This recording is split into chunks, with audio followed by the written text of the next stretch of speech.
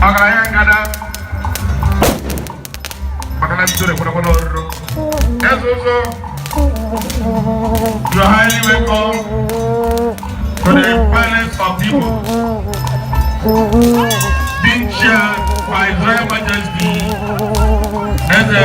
Ichida iri akajo Igbo niile. N'ọnwa ji olili nke arọ 2022 n'aka anyị nọ taa. Sitting flank at the right side of Akajowo is Ezeuzu. Ezeuzu, you're welcome. You're highly welcome.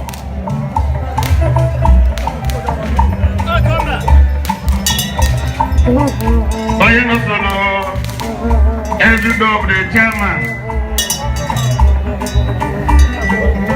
Eze Council, Right Honorable Osakewoba.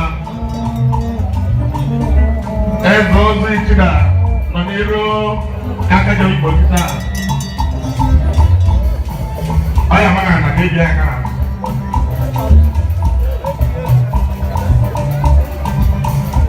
Yes. Onye na-erugoro nka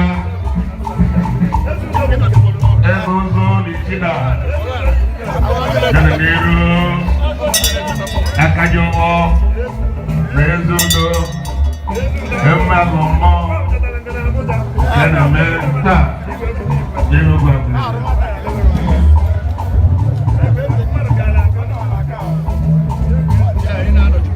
Anyị na-anabata ndị nsọrọ ajọ Ezeuzu Ichida.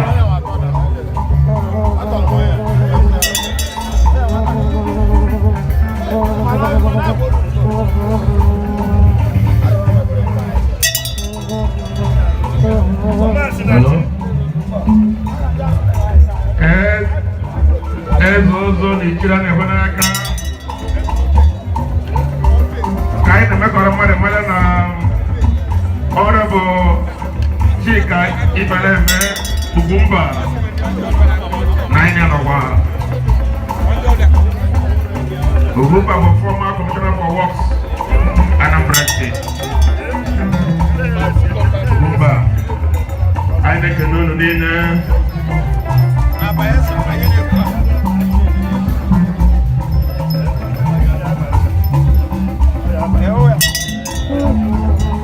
Ọ na-ekwe n'aka, ọ na-ekwe n'iru ya aka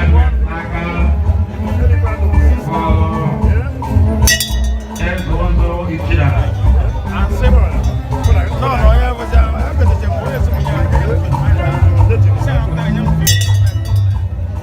Asịna nnukwu mmanwụ na-akpa egwu n'otu mgbụja na-eti ibe na-eso Ezeuzu abata.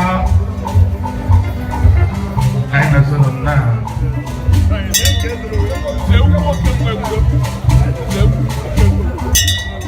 one chief protocol Prince Kajama Kọ́lẹ́dẹ̀ Akọ̀ special leader ìrìn náà múná ní wo tẹ̀sílẹ̀mẹ̀.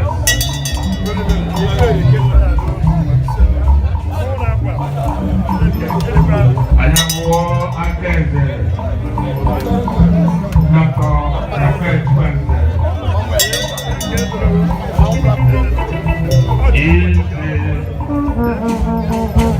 The Ọ̀gá Lego Royal Gate.